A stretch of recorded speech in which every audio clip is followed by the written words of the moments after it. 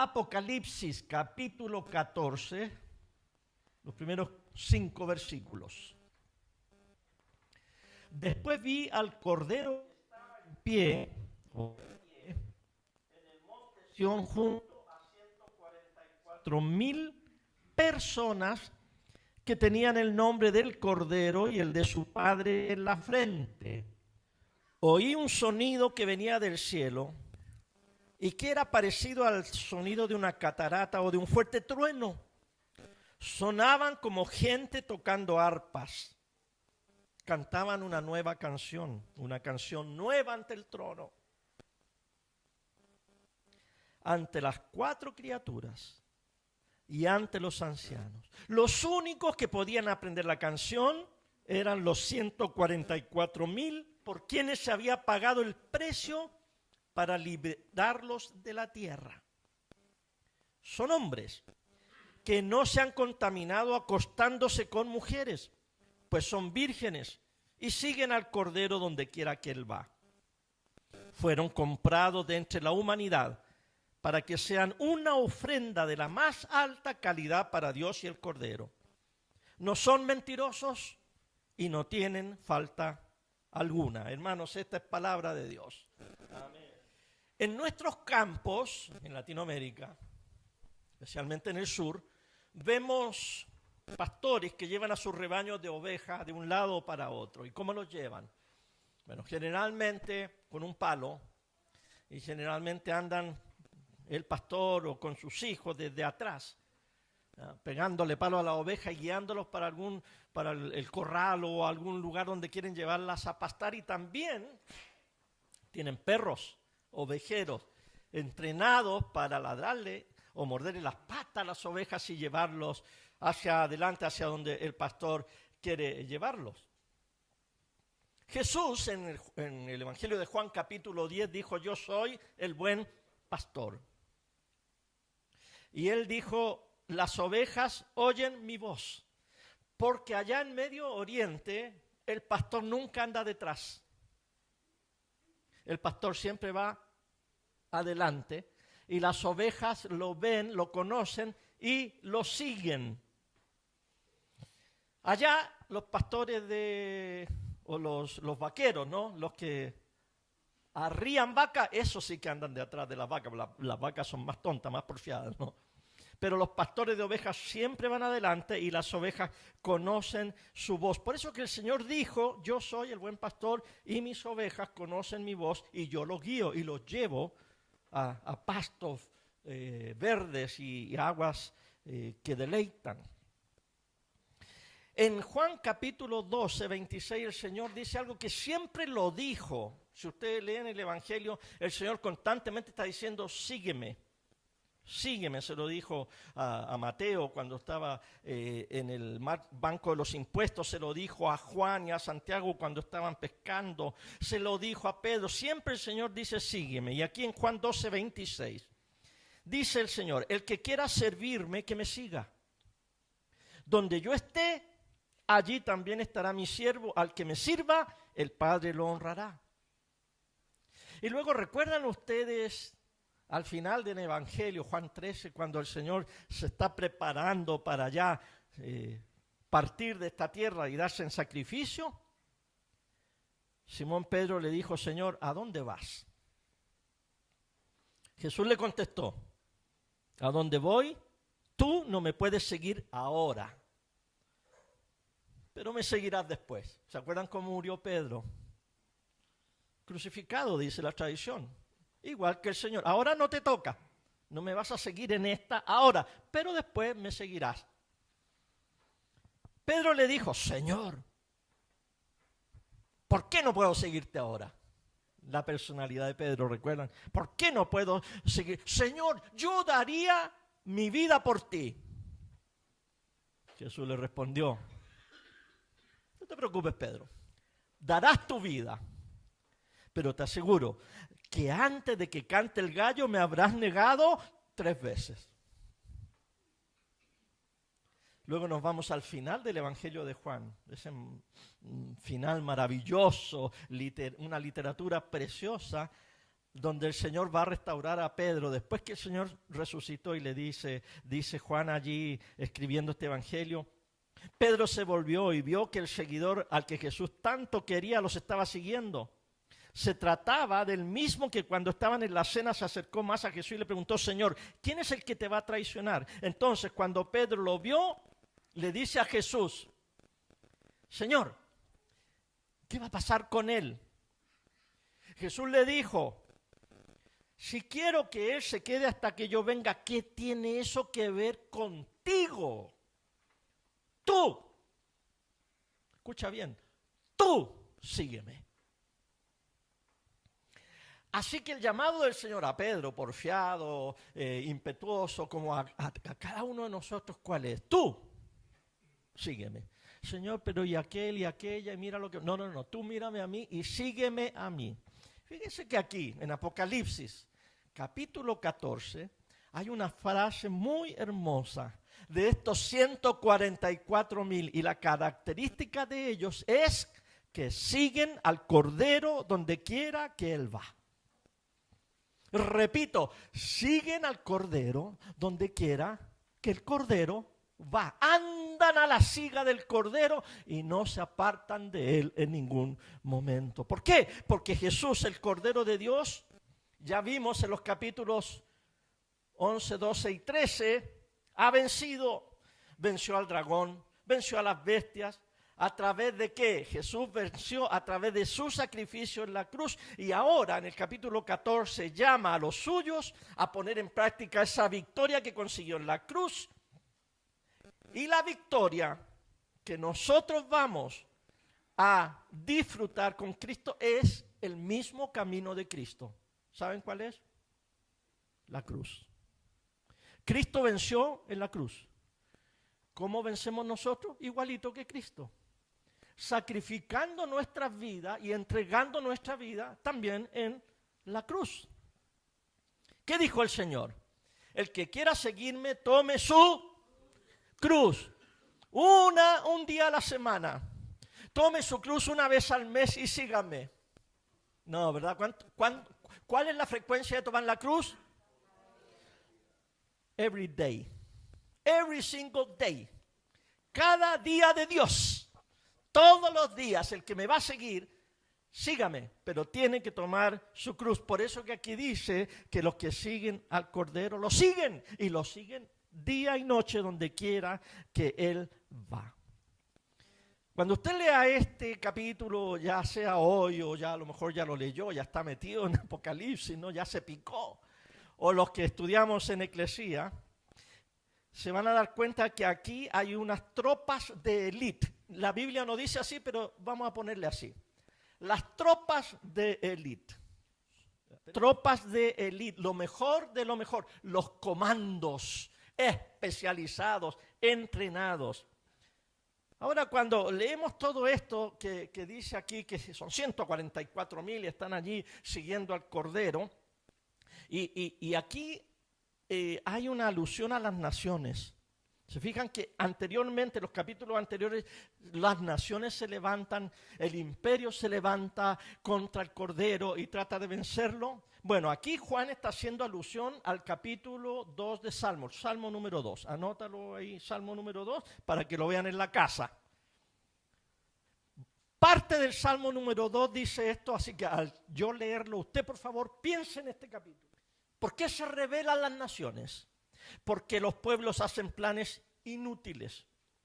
Los reyes y gobernantes se han unido en contra del Señor y del Rey que Él eligió. ¿Se ha fijado a medida que hemos ido leyendo el Apocalipsis? Está pasando esto. Los reyes de la tierra, los emperadores, los que siguen a la bestia, estos se están rebelando en contra de Jesús, el ungido de Dios. Ya lo dijo David en el Salmo 2. Y luego aquí hay una palabra de parte de Dios. Yo he consagrado a mi rey en Sión, mi monte santo. ¿Dónde es que se ve al Cordero?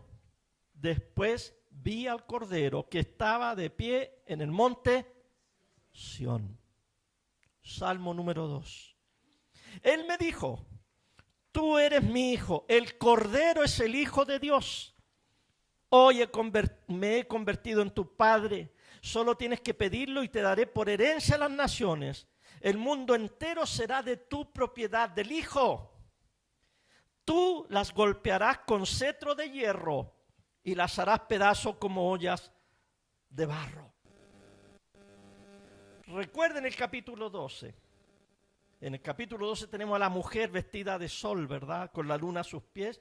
Y esta mujer está embarazada y va a dar a luz un hijo. Representa al pueblo de Israel o la iglesia o Eva, dijimos, porque es todo simbolismo. Va a dar a luz a este hijo, pero este hijo al cual la mujer va a dar a luz, el dragón se lo quiere comer, lo quiere devorar. ¿Y quién es el dragón? El diablo, Satanás, la serpiente antigua. Quiere derrotar al hijo. Y ustedes vieron cómo empeño le hizo en la tentación, ¿verdad? En el desierto, pero no pudo. Entonces, él quiere derrotar al hijo, comerse al hijo, perseguir al hijo. Y dice el 12:5 de Apocalipsis, la mujer tuvo un hijo varón que gobernará todas las naciones con vara de hierro. ¿Qué dice el Salmo 2? Que los golpeará con vara de hierro, cetro de hierro, que es el palito ese que tienen los reyes, ¿verdad? Que aparecen así con ese palito. Pero su hijo fue llevado ante el trono de Dios. Escuchen, el dragón, la bestia de la tierra y la bestia del mar son lo que el Salmo 2 denomina las naciones y pueblos, reyes y gobernantes que se han unido contra el Señor. ¿Y a dónde vemos ahora a este rey, a este cordero victorioso? Lo vemos aquí, paradito en el monte Sión. Pon la foto anterior, la que busqué en el internet. Es una obra de arte que pusieron allí. Mira, aquí está el monte Sión. Ahí está el Cordero de Dios. Y ahí está la cruz. Y allá atrás está, ¿qué es lo que es? La tierra. Todo simbólico, rayos, truenos. Pero ahí está Él, parado, vencedor, manchado de su propia sangre. Y luego, no la vemos aquí, pero aquí en el capítulo 14 de Apocalipsis lo vemos rodeado de su tropa de élite. Y dice Juan que estos 144,000 son célibes, son vírgenes. Yo creo que aquí no hay ninguno de los 144,000, solamente el Elí y también el niñito que está ahí, ¿verdad? No se han contaminado, no han tenido relaciones sexuales. Ay, Señor. Bueno, este es un simbolismo porque para allá voy. No se trata de tener o no tener relaciones sexuales, de haber sido célibe o no. Porque en la ley de Moisés, y aquí va la explicación, en la ley de Moisés habían leyes para la guerra. Cuando el pueblo salía a la guerra santa, entre comillas, una de las leyes que habían allí era, por ejemplo, el que estaba recién casado, durante un año no podía ir a la guerra. Tenía que dedicarse a estar con su señora en luna de miel de un año. Así que no podía ir a la guerra. Y los casados que iban a la guerra no podían tener relaciones sexuales. Tenían que abstenerse un poquito antes y luego ir a la guerra y nunca tener relaciones sexuales porque era un símbolo de que tenían que estar concentrados en la labor de la guerra santa. Por lo tanto, aquí, este ejército de Dios de 144,000 escogidos, élite, una tropa de élite, no se distraen. Vienen a lo que vienen y se dedican a lo que tienen que hacer. ¿Y qué tienen que hacer? Seguir al Cordero. Y no se distraen con nada. Están dedicados al Señor. La cantidad de ellos era, otra vez decimos, 144,000, que ya lo vimos en el capítulo 7, que es un simbolismo de todo el pueblo de Dios, 12 por 12, tanto el pueblo de Israel como la iglesia con los apóstoles y el pueblo de Israel con los patriarcas de las tribus de Israel, y eso multiplicado por 1,000, que es una gran cantidad de todo el pueblo de Dios. Y ellos, ¿qué hacen? Cantan. ¿Y qué es lo que cantan? Un cántico que solamente ellos nomás se lo saben. Y lo segundo que no hacen, no tienen relaciones sexuales. Se abstienen de sexo. Representan al pueblo de Dios. El pueblo de Dios que está siempre listo como los scouts, siempre listo para seguir al Cordero, donde quiera que Él esté, día y noche.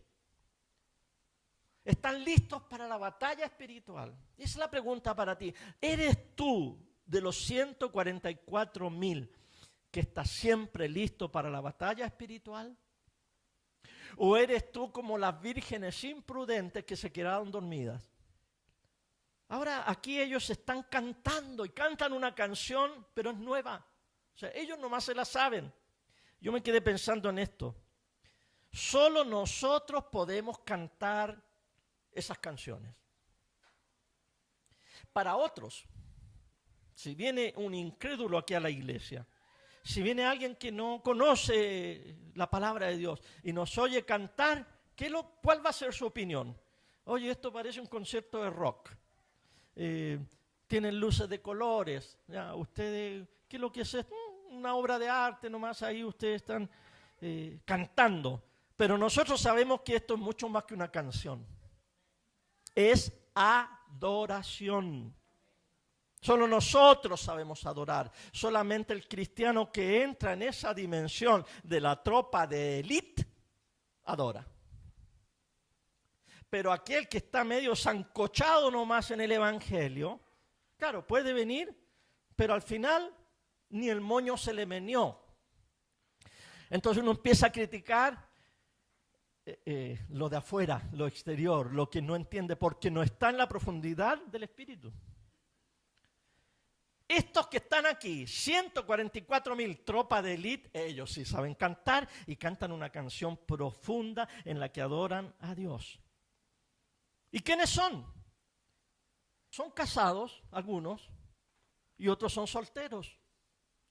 Algunos tienen sexo y otros no lo tienen, se abstienen del sexo. Aquí hay divorciados, hay vírgenes, hay jóvenes, hay adultos, hay ancianos, hay niños, pero todos ellos están listos de pie para luchar con el Cordero.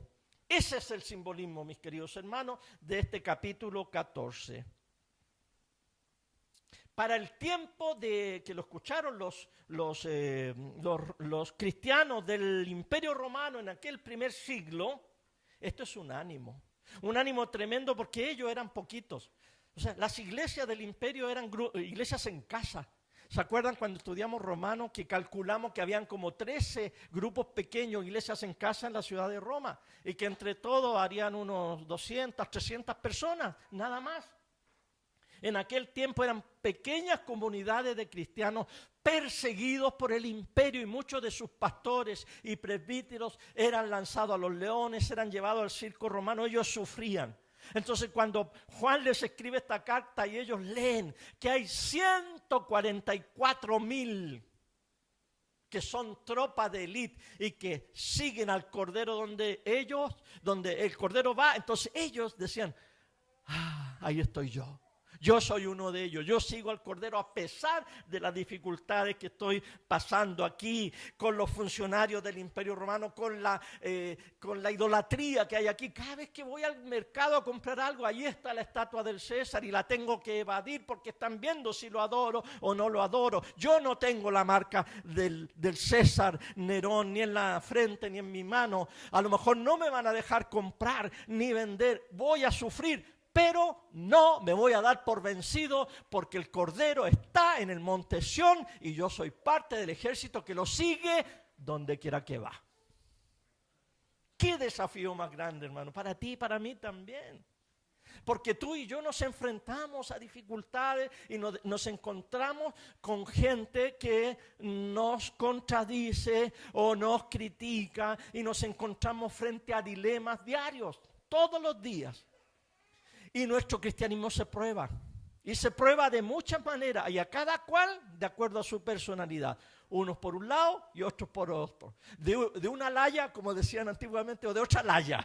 Pero siempre va a haber algo que te va a desafiar. Y tú vas a tener que decidir ahí, en ese momento. ¿Soy tropa de élite? ¿Sigo al Cordero donde quiera que me lleve? ¿O en esta circunstancia particular? Miro para el lado, nadie me ve.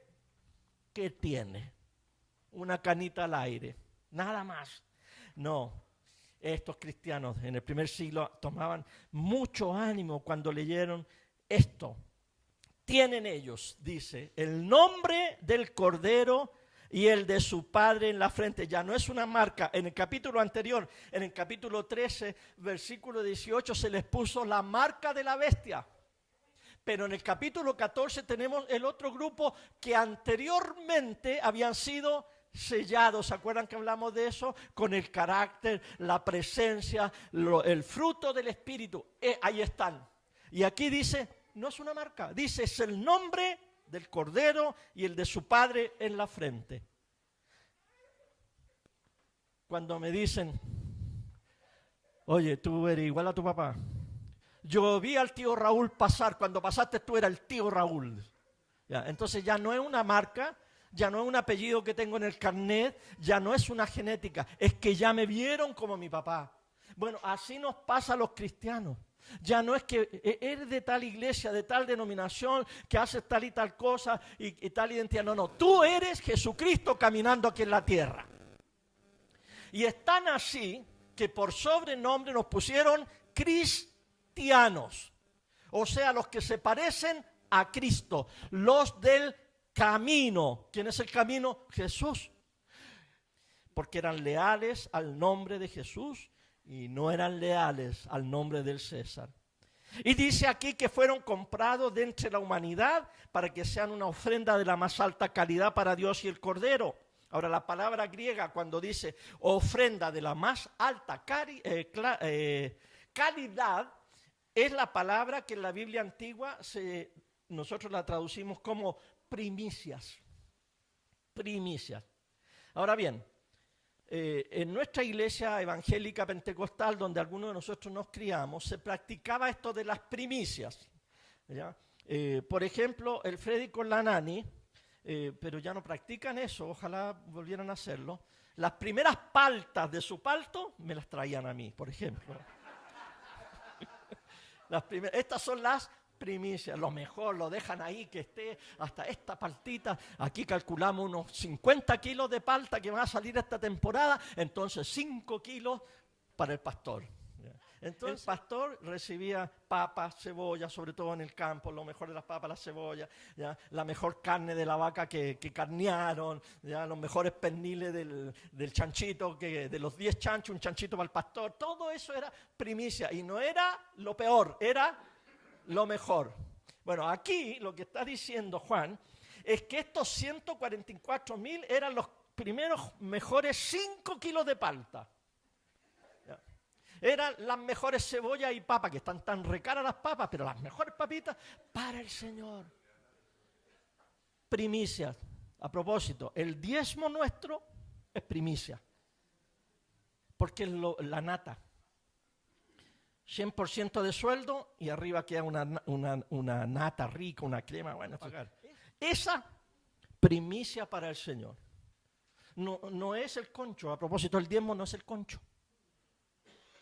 No es el último décimo, es el primer décimo.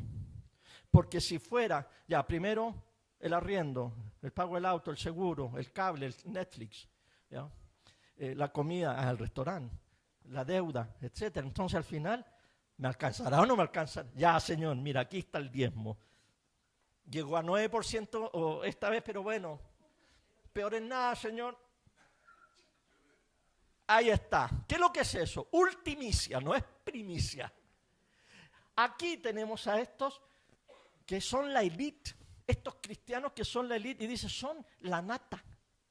Es lo mejor, es lo primero para el Señor. ¿Pero qué quiere decir que es primicia?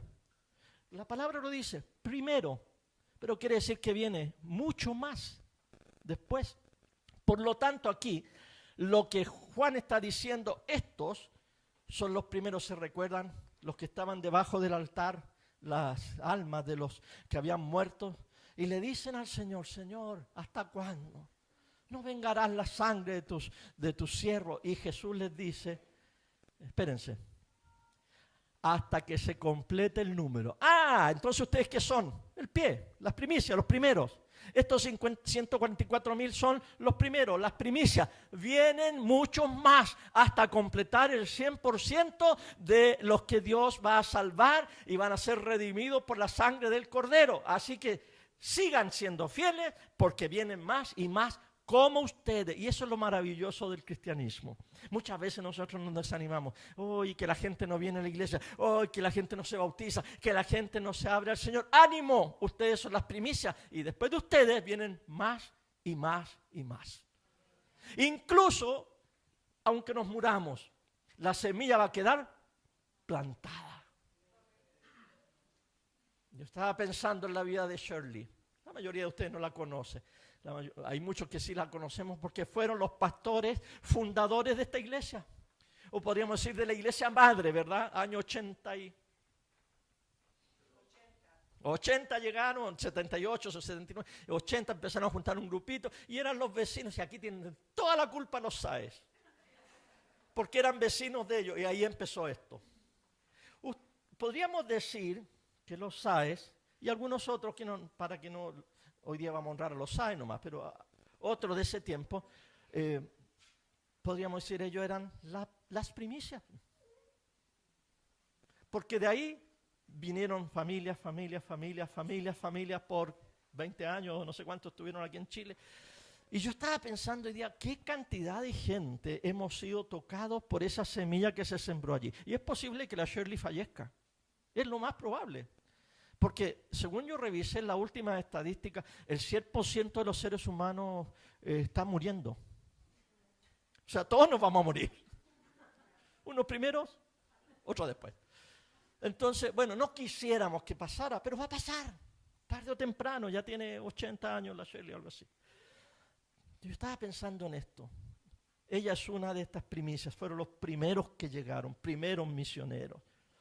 Y ahora que ellos parten, viene el 20%, el 30%, el 40%, el 50%, hasta el 100%, incluso hasta cuando ellos se mueran o nosotros nos muramos, esto va a seguir aumentando hasta que el Señor Jesucristo diga, ya, se completó el número y ahora entonces el cielo y la tierra se unen y viene la restauración de todas las cosas. Así que los 144,000 son un ánimo para la iglesia, pero son primicias y vienen millones y millones que van a ganar la victoria junto al Cordero. ¿Cuál es la manera de seguir al Cordero? Esto no es un paseo. Esto no es un hiking. ¿A dónde va el Cordero? Arriba del cerro. Ah, qué bueno, pues necesito hacer ejercicio. Vamos al monte Sión. Venid, subamos al monte del Señor. ¿Se acuerdan de la canción? A la casa de nuestro Dios su camino nos enseñará. Lo canté muy alto. Su camino nos enseñará y andaremos en él, porque de Sión saldrá la ley y la palabra de Dios de Jerusalén. Estamos pensando en un monte místico, el monte Sión, donde está el Señor y a donde nos llama a todos para caminar con él. Pero no es un paseo, no es un tour, no es un crucero, no es una vacación. Es un constante mirarlo a Él y seguirlo a Él donde quiera que Él vaya. Muchas veces nos va a llevar a pastos verdes y a aguas de vida. Y otras veces nos va a llevar por el valle de sombra y de muerte. Y en todos esos lugares, lo único que nos tenemos que asegurar es, ¿está el Cordero allí? Sí, síguele. Está oscuro, hace frío, sí, pero está el Cordero allí, lo veo, lo estoy siguiendo, sí, dale, por donde quiera que te lleve. Enfermedad, problemas económicos, problemas de relación, insultos, salud, lo que sea. Señor, estás ahí, te veo. Ayer, o sea, la semana pasada dijimos, abran sus ojos espirituales y vean. Y ven al Señor, entonces síganle. No importa la circunstancia, sigan al Cordero de Dios y síganlo hacia el monte Sión, porque ese es el que reemplaza todos los montes de la tierra. Porque si no sigues al Cordero, vas a seguir al dragón. O uno o el otro, pero aquí no hay medias tintas. Usted no puede tener un pie aquí y el otro allá. Usted no puede ser tibio, usted o es frío o es caliente, porque a los tibios, dice el Señor, los vomitaré de mi boca. Y el dragón dirige mucha gente, y dirige a los suyos. ¿Y a través de qué? Fíjense bien lo que dice este pasaje al final. No son, lean conmigo, no son mentirosos. ¿Por qué? Porque el dragón dirige a la humanidad, el diablo. Y el diablo es el padre de la mentira. Y el diablo dirige al mundo en un sistema bien sofisticado de falsedades y mentiras. Y aquí hay que discernir, ¿ok? Todos nosotros. El diablo, el dragón, crea un mundo de falsedades. Un mundo falso. Un engaño de arriba a abajo. Todo es engaño. Y la metáfora que usamos hace un par de semanas era las pesadillas o los sueños. Los sueños no son reales. Lo que es real es cuando despierto, ¿ya? Y tengo dolor de cabeza y mal aliento en la boca en la mañana, ¿ya? Y estoy despeinado. Esa es la realidad. Pero el sueño no era realidad. El sueño era algo ilusorio. Nuestra vida hoy en día es un sueño y para algunos es una pesadilla. Pero usted tiene que decir en medio de su vida, Señor, ayúdame a entender esto porque un día voy a despertar a la realidad. ¿Y cuál es la realidad? La realidad es que Cristo ha triunfado y la realidad es que viviremos con Él por la eternidad. Y la realidad, la verdad es que Él ha vencido al pecado y a la muerte y voy a vivir por la eternidad. Y si para entonces estoy muerto, tú me vas a resucitar y me vas a dar vida y no va a haber llanto, ni dolor, ni enfermedad, ninguna cosa. Aleluya. Entonces, lo que hace el diablo, el dragón, es embarrarnos, someternos, refregarnos con la falsedad, con la mentira. Y ese es un sistema muy sofisticado en el mundo. En cambio, dice Juan que la tropa de élite no son mentirosos. Nosotros no vivimos en la mentira. Nosotros los cristianos no nos dejamos seducir por las falsedades. Nosotros imitamos al Cordero. Isaías profetizó del Cordero de Dios y dijo, Él nunca fue violento ni engañó a nadie. Ok. Nunca fue violento, ni hubo engaño en su boca, dice la versión antigua. Si tú eres un cristiano violento, y si te pillo en mentiras, es porque tú no estás siguiendo al Cordero, tú estás siguiendo al dragón. El cristiano comprometido, radical, verdadero, no es violento porque Jesucristo no fue violento. Y tampoco hay engaño en su boca ni en su mente porque eso no hubo en Jesucristo. Nosotros vivimos en la verdad. Y esto, queridos hermanos, no soy iluso, no soy ingenuo. Esto es una de las cosas más difíciles que tiene que vivir un cristiano. Es dificilísimo para nosotros que seguimos al Cordero distinguir entre la verdad y la mentira. Por eso que la semana pasada, o hace 2 domingos, pedimos en oración discernimiento de espíritu. Yo me he rascado la cabeza en estos, que llamamos más de 40 años de pastores. A veces yo le he dicho a la nona, yo no sé quién tiene la razón. Una vez me acuerdo que hubo un lío tan grande como nunca hemos tenido en una iglesia. Y eran como que venían a gotas a contarnos, mira, es tal cosa. Y todo estaba ligado a un grupo de personas de encuentro matrimonial. Y escuchábamos tanta cochinada, tanta cosa que algunos decían, ¿será verdad? ¿Será mentira? ¿Y qué hacemos? No sabíamos ni siquiera qué hacer. Necesitábamos discernimiento de espíritu dentro de la iglesia.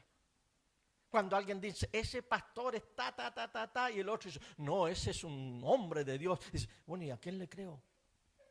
Esos ancianos, esos de aquí, esos de allá, son lo peor. Y otro dice, no, es lo mejor que hay.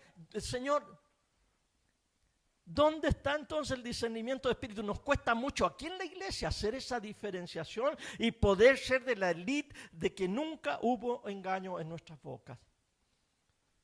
Es triste decirlo, pero es un desafío. ¿Cómo nos cuesta decir la verdad? ¿Cómo nos cuesta responder sí o no?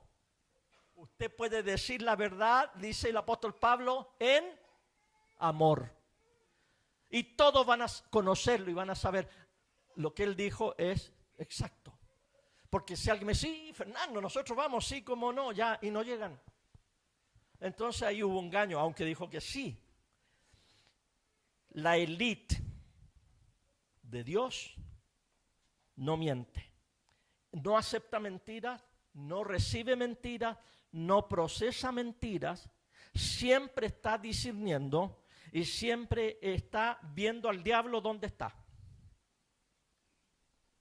Y donde el diablo no está, no lo ve, porque tiene discernimiento. No hay engaño en la vida de los seguidores del Señor. Y eso fue lo que vimos la semana pasada. Así que, mis queridos hermanos, necesitamos discernimiento para ser seguidores de élite, para que no haya engaño en nosotros.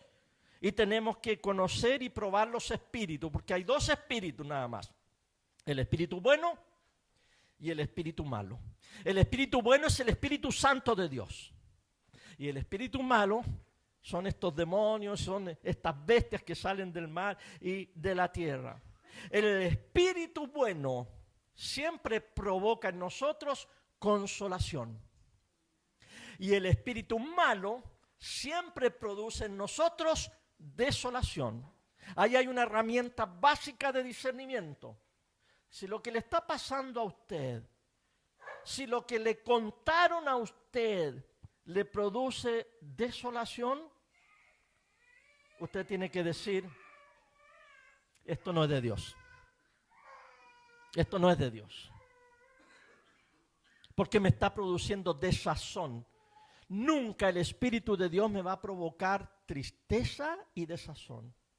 Pero si usted escucha algo y eso le produce a usted un consuelo, una alegría y una paz, usted dice, esto proviene del buen Espíritu de Dios.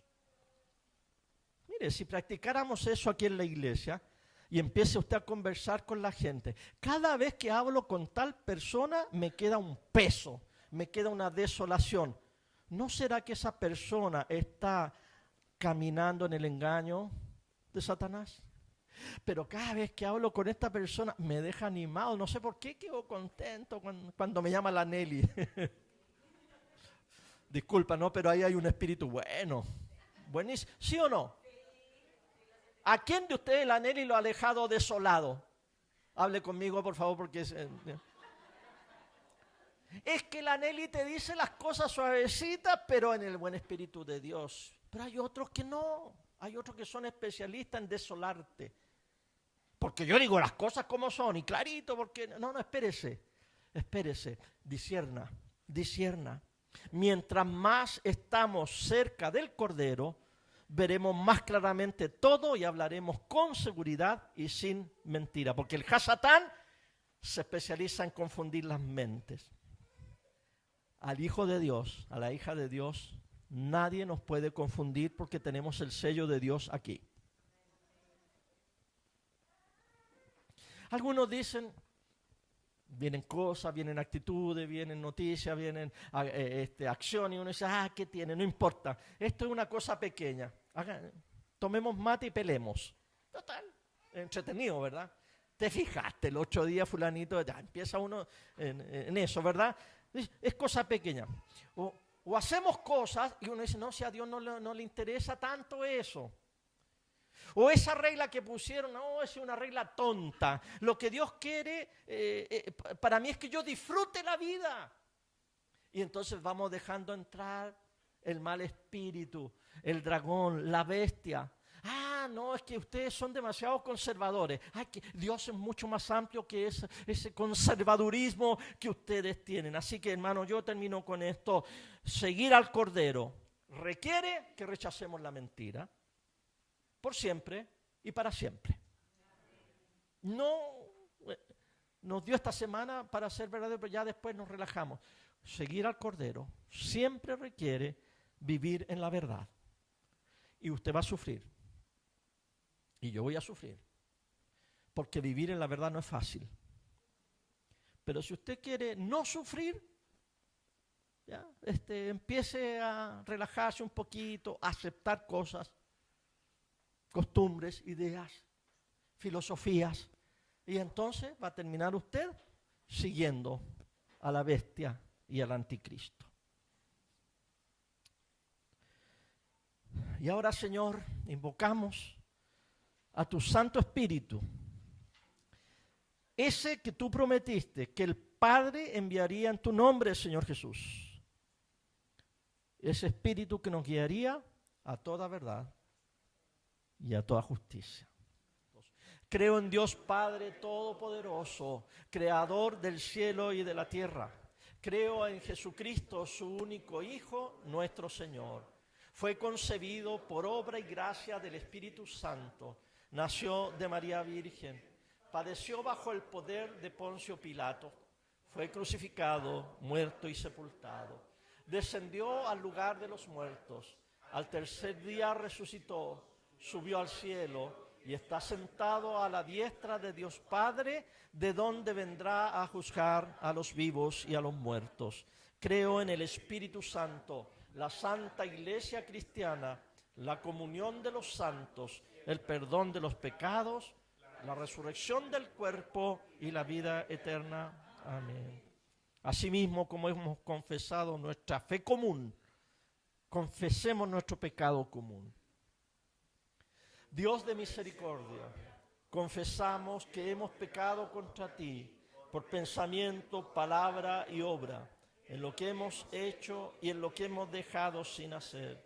No te hemos amado con todo el corazón, no hemos amado a nuestro prójimo como a nosotros mismos. Sincera y humildemente nos arrepentimos de todos nuestros pecados.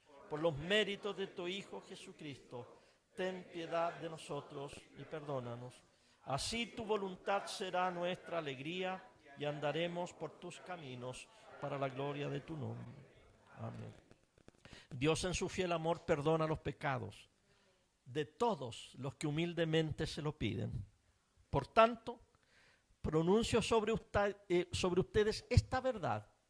En el nombre de Jesús, sus pecados son perdonados. Esta es la mesa del Señor, no es la mesa de la iglesia, sino la mesa del Señor. Se ha preparado para aquellos que vienen constantemente y también para los que no vienen muy seguido. Se ha preparado para aquellos que lo aman y para aquellos que quieren amarlo más. Vengan los que tienen fe y vengan también aquellos que tienen poca fe. Vengan aquellos que han caminado con el Señor fielmente, pero invitamos también a aquellos que han fallado en su caminar. Es el Señor el que los invita y es su voluntad. Que aquellos que lo quieran se encuentren con Él en esta mesa. Vengan a buscar el cuerpo y la sangre de Cristo, el cuerpo entregado por ustedes y la sangre derramada por ustedes.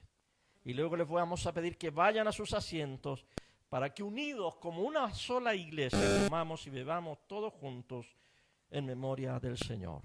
Amén. Nuestro Señor Jesucristo, en la noche que fue entregado, tomó en sus manos el pan y luego de haber dado gracias por él, lo partió y se lo dio a sus discípulos diciendo: coman de él, esto es mi cuerpo que por ustedes es entregado, hagan esto en memoria de mí. Asimismo, después de haber cenado, tomó en sus manos el cáliz y después de haber dado gracias por él, lo repartió a sus discípulos diciendo: beban todos de él. Esto es mi sangre que por ustedes se derrama.